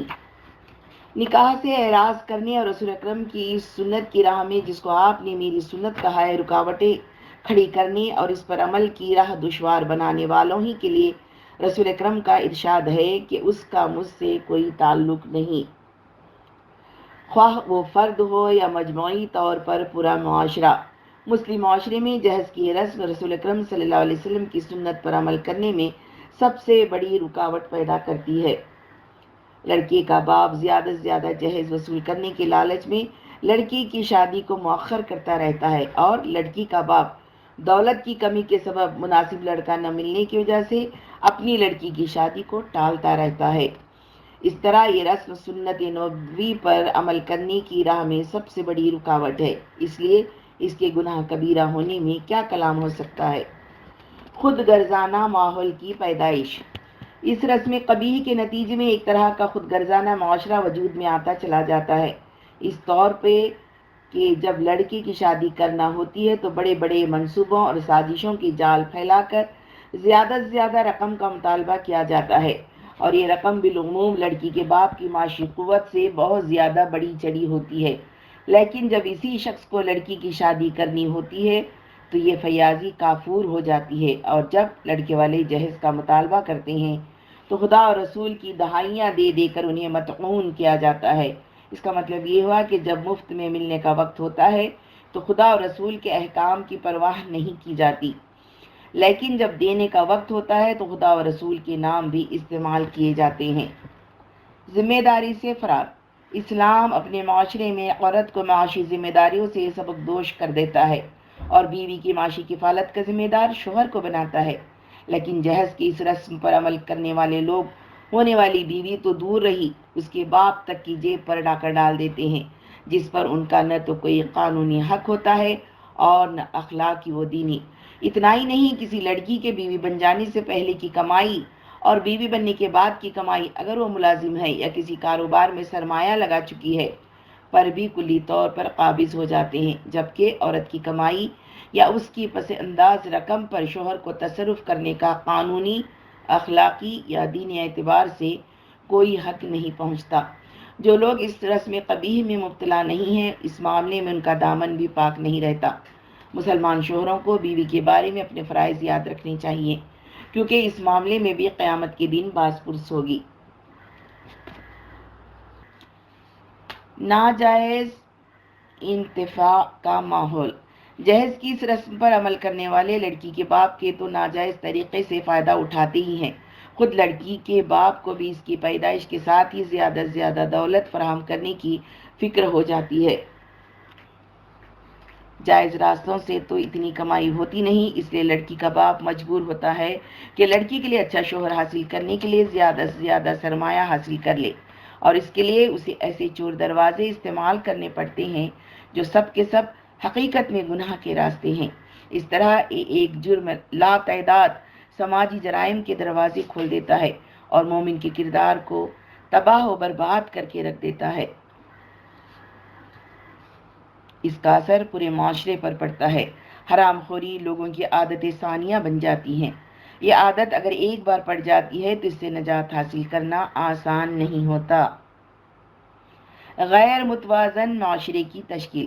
جہیز کی رسم کے سبب ملت اسلامیہ میں ایک طرح کا غیر متوازن معاشرہ تشکیل پا رہا ہے۔ کم سے کم جہیز دینے کی فکر میں لوگ اپنے سے کمتر معاشی اور سماجی درجے کے گھرانوں میں اپنی لڑکیوں کے لیے رشتے تلاش کرتے ہیں، لیکن انہی گھرانوں کو جب اپنے لڑکوں کی شادیاں کرنا ہوتی ہیں تو اپنے سے بہتر معاشی اور سماجی درجے کے خاندانوں کا رخ کرتے ہیں۔ نتیجہ یہ ہوتا ہے کہ اپنے سے کمتر گھروں میں جانے والی لڑکیاں خواہ شادی کے اس رشتے کو قانونی طور پر تسلیم کر کے اس کو نبھاتی، مگر ذہنی آسودگی اور قلبی سکون کی دولت سے زندگی بھر محروم ہی رہتی ہیں، اور اپنی بھاوجوں کی قسمتوں پر رشک ہی نہیں بلکہ ان پر حسد بھی کرنے لگتی ہیں۔ پھر کمتر درجے کے گھرانے کا شوہر بھی ذہنی، جذباتی اور فکری یکسوئی سے محروم رہتا ہے اور بیوی کے مقابلے میں احساس کمتری کا شکار ہو جاتا ہے۔ اس طرح ظاہری یکجہتی کے باوجود وزیر زمین شکر رنجی کو سر نکالنے کا موقع مل جاتا ہے اور ایک طرح کے ناآسودہ معاشرے کی جڑیں مضبوط ہوتی چلی جاتی ہیں۔ عذر گناہ، جہیز کی اس رسم کے حامی لوگ فکری طور پر بھی بڑے چالاک واقع ہوئے ہیں۔ انہوں نے غیر مسلموں سے مستغار لی گئی اس رسم کو جواز کا فتویٰ دینے کے لیے ایک عذر بھی گھڑ لیا ہے۔ ان کا کہنا ہے کہ چونکہ اسلامی شریعت نے وراثت میں لڑکی کا حصہ بھی متعین کیا ہے، لیکن مسلم معاشرے میں لڑکی کے اس حق کو اکثر نظر انداز کر دیا گیا ہے اور وراثت کو لڑکے ہی آپس میں تقسیم کر لیتے ہیں۔ اس لیے جہیز کے نام سے اس رقم کی وصولی دراصل باپ کی جائیداد میں سے لڑکی کا حق وصول کرنے کا ایک ذریعہ ہے۔ یہ لوگ یہ شرعی مغالطہ دیتے وقت یہ بھول جاتے ہیں کہ باپ کی زندگی میں وراثت کی تقسیم کا سوال ہی پیدا نہیں ہوتا۔ دوسرے یہ کہ لڑکے کا باپ کب لڑکی کے باپ کی کل املاک کا تخمینہ لگاتا ہے اور کب کسی قاضی یا مفتی سے لڑکی کا حصہ معلوم کرتا ہے، اور کب ایسا ہوتا ہے کہ لڑکے والے جہیز میں اتنی رقم کا مطالبہ کرتے ہیں جتنا کہ باپ کی جائیداد میں لڑکی کا حصہ ہوتا ہے۔ یہ سراسر ایک طرح کی ڈٹائی اور اسلامی شریعت کے ساتھ مذاق ہے۔ خدا اس سے ہم سب کو بچنے کی توفیق بخشے۔ اسلامی شریعت سے بغاوت۔ گزشتہ صفحات میں اس امر پر روشنی ڈالی جا چکی ہے کہ نکاح کے لیے مہر کی کتنی اہمیت ہے۔ یہ بحث بھی گزر چکی ہے کہ اگر شوہر مہر ادا کرنے سے قبل ہی فوت ہو جائے تو عورت کا حق ہوگا کہ ترکے میں سے پہلے اس کا قرض ادا کیا جائے۔ اس سے یہ بات واضح ہو جاتی ہے کہ اسلام کسی حال میں بھی عورت کے استحصال کو برداشت نہیں کرتا۔ اسلامی شریعت کے اس بنیادی اصول کی موجودگی میں اس بات کی کوئی گنجائش نہیں رہ جاتی کہ ہم عورت کے حقوق کو نظر انداز کر کے محض مرد کے فائدے کی بات سوچیں۔ اس طرح کی جسارت دراصل اسلامی شریعت سے بغاوت کے مترادف ہے۔ ہم دیکھتے ہیں کہ عورت کا مہر اگر چند سو ہوگا تو لڑکی کی قیمت کم سے کم 10,000 سے لے کر لاکھوں تک پہنچ جاتی ہے۔ لڑکی کا مہر عند الطلب ہوتا ہے جو کبھی ادا نہیں کیا جاتا، لیکن لڑکی کی قیمت کو نقد وصول کیا جاتا ہے، بلکہ بارات کی روانگی سے قبل ہی وصول کیا جاتا ہے۔ یہ اس بات کی علامت ہے کہ ایسے لوگ نکاح جیسے نازک معاملے میں بھی خدا کی شریعت سے بغاوت کرنے کی جسارت اس طرح کر رہے ہیں گویا خدا نے اس معاملے میں کوئی ضابطہ ہی انہیں نہیں دیا۔ غور کیجئے، نکاح کی شرط مہر شرعی کے بجائے جہیز کی رقم پر قرار پائے۔ کیا یہ دین کے ساتھ مجرمانہ تمسخر نہیں ہے؟ کیا یہی وہ نکاح ہے جسے حضور اکرم صلی اللہ علیہ وسلم نے اپنی سنت قرار دیا ہے؟ باب پنجم، اصلاحی و عملی تدابیر۔ ہندوستان کے مسلم معاشرے میں رائے جہیز کی دوسری قسم کی قباحتوں کے سامنے آ جانے کے بعد ضروری ہو جاتا ہے کہ ہم غور و فکر کر کے ایسی تدابیر اختیار کریں جن کے ذریعے سے اس قبیح رسم کو مسلم معاشرے سے بے خبن سے اکھاڑ کر پھینک دیا جائے۔ علماء کی ذمہ داری۔ ایسی صورت میں ضروری ہو جاتا ہے کہ علماء کرام اور مفتیان عظام اس طرح کے نکاح کی شرعی قباحتوں سے لوگوں کو آگاہ کریں اور علماء اپنے حلقہ اثر میں اس قبیح رسم کو مٹانے کی کوشش کریں۔ خواتین میں بیداری کی ضرورت۔ اس کے علاوہ خواتین کے اخبارات اور رسائل بھی اس موضوع پر خصوصی توجہ دیں اور مسلمان لڑکیوں میں عزت نفس کے جذبات کو اس طرح بیدار کر دیا جائے کہ وہ ایسے حرام خور نوجوانوں سے شادی کرنے کے مقابلے میں کسی شادی شدہ صالح نوجوان سے شادی کرنے کو ترجیح دینے لگے جو جہیز کی شرط کے بغیر شادی کرنے کے لیے تیار ہو جائے۔ نوجوانوں میں غیرت و خودداری پیدا کرنا۔ اسی کے ساتھ ساتھ یہ بات بھی ضروری ہے کہ مسلم نوجوانوں میں احساس ذمہ داری اور جذبہ خودداری اس طور پر پیدا کرنے کی کوشش کی جائے کہ وہ اس شخص کو اپنا محسن تسلیم کریں جو اپنی نوجوان لڑکی کو ان کی شریک حیات بنانے کے لیے آمادہ ہوتا ہے، اور اس احسان شناسی کے جذبے کے تحت وہ اس بات کو اخلاق کی پستی اور بے کرداری سمجھنے لگے کہ ایسے محسن کی جیب پر ڈاکہ ڈالا جائے۔ انہیں اس بات کا احساس بھی دلایا جائے کہ خدا اور رسول سے بغاوت کرنے کے بعد ایمان و اسلام کا لبادہ اوڑھے رہنے کی آخر کیا ضرورت ہے۔ مسلم تنظیموں کی ذمہ داری۔ مسلمانوں کی دینی اور اصلاحی جماعتوں اور تحریکات کو بھی اس اہم مسئلے کو بنیادی اہمیت دینی چاہیے اور اس بات کی کوشش میں پورا زور لگا دینا چاہیے کہ جتنی جلد ممکن ہو اس لعنت سے امت مسلمہ کو نجات حاصل ہو۔ ملی اداروں کے کرنے کا کام۔ ملک کے دینی مدارس اور دارالعلوموں کو بھی نصاب میں ایسی چیزیں رکھنی چاہیے جن سے طالب علموں میں اس رسم کے خلاف نفرت پیدا ہو۔ ہنگامی اصلاحی منصوبے کی ضرورت۔ اس بات کی بھی ضرورت ہے کہ اس کو مٹانے کے لیے ہنگامی منصوبے بنائے جائیں۔